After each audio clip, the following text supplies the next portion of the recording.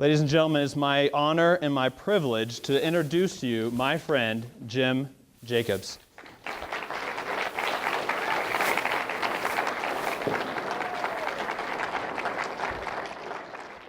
In this world that we live in, we are taught by the media and by others that things have more value than they really have. But a car is just a car. Like Captain Obvious told me, only it wasn't so obvious to me back then, was that this thing was just a thing. Real life and living doesn't come from things.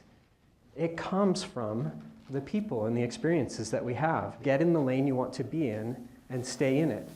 Do you know that most life decisions are best made one time? The decisions that you need to make in life are best made one time. You don't have to make them over and over again. Especially if you're young, you can decide today what you want to do, what you don't want to do, where you want to be.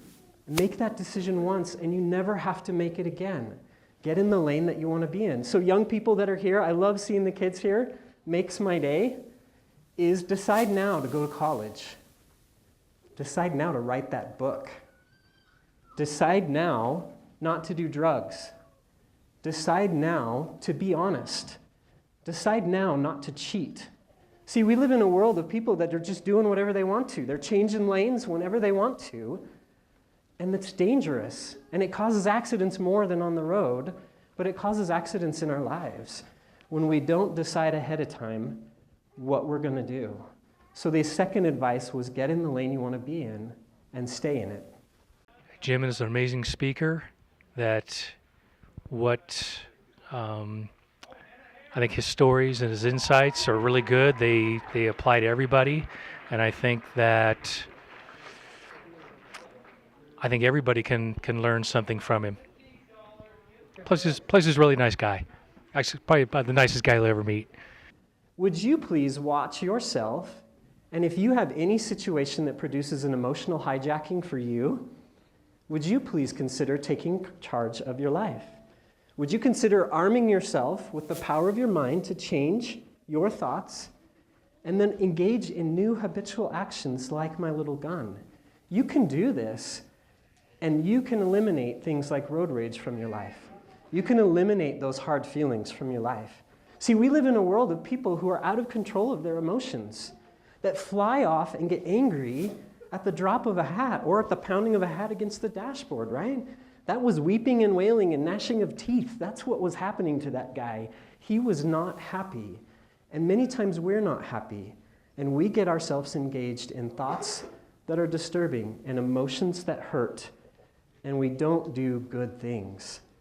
Think about this. I'm always in control of my life when I'm out of control of my emotions. Said no one ever. I think it was a great launch for Jim's book, and a lot of the stories and personality that came out on stage, people will also be thrilled to find in his book. He truly lives what he's written about, and he's one of the most genuine and authentic people that I've had the pleasure to know. We all got plenty of people around us willing to tell us what we're doing wrong, where we messed up, where you screwed up, where you did it wrong, where you didn't get it right? Everywhere we go, we've got someone who's willing to flash on a light and say, hey, there's a problem here with you, right? Anybody got that happening in your life? We're really good. But the problem is that it's not very helpful. It's not very helpful. You know what really is helpful?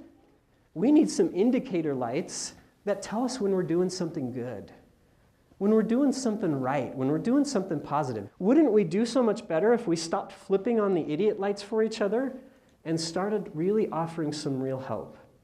So I'm here to ask you, please, look at what you could say that was nice to encourage each other. We know with kids that they thrive under encouragement. They love it when you praise them, when you recognize them, when you high five and fist bump them and love them. I can testify to you that us adults do too. We need less idiot lights and more helpful lights. It was a great night. I thought the whole evening was very inspirational. I love the lessons that Jim discussed. I'm looking forward to reading the book. I know Jim for quite a while, and he's always been really an inspirational person, and a lot of what he talked about, especially around no excuses, really resonated with me tonight. We live in this world where we just ignore each other.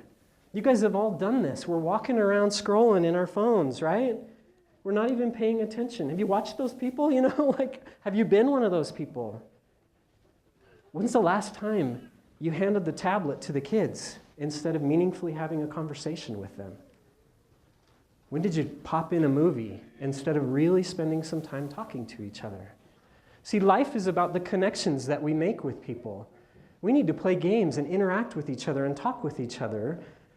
But we're watching shows like The Walking Dead, right? Do you know why we love those shows? Because we so get it. Because we're doing this. We're not paying attention to each other. We can't say hey to each other. We don't listen when somebody says, how are you today? We don't take any time at all for each other. We just ignore each other. And now we've got all this technology to make us feel okay about it. But we so get The Walking Dead. I can testify to you that my conviction is we will never end distracted driving until we end distracted living. We are so stuck on things that don't matter, and we're ignoring the people in front of us that do matter. The truth is we need each other, and we need to get out of those things that take us away from real life and real living. I can promise you that real life and living only comes from the people that you love, the people that you care about. Every one of us is hauling around a load of hay. We've all got some sort of heavy burden of hay, and we're offering up our own lemonade stand of sorts, hoping that someone will come and encourage us and spend some time with us. But instead, we get an empty greeting or a movie or another discouraging interlude with a human being. And we wish so much that we could interact with each other, but we don't get that anymore. So we need to walk out of here with a commitment to shut the phone off. I think Jim has an excellent way of diving right into each and every one of our hearts and our souls and helping us to unravel a lot of things that we like to hold in and not be able to find a way to relate to each other and connect. And I think he does such a great job in such a fun way to help us do that and make us feel relaxed about such tough subject matter. I know every one of you in this room can say thank you because I just heard you do it. So would you do it this week? And would you carry it on more than past November? More than past Thanksgiving? This is not just a message about Thanksgiving. This is a message about the power of thank you. There is incredible power in being grateful. If you don't have the habit of daily recording something that you're grateful on a piece of paper or in a diary or in a journal, then you're missing out on one of the greatest sources of joy in this life. See, we all need encouragement, and the words thank you can mean so much. And I learned early on from my earliest memories that I could work through pain. I could work through hard times. I could do it. And if someone believed in me and encouraged me and thanked me for my effort and my energy, I could do anything. I could accomplish anything.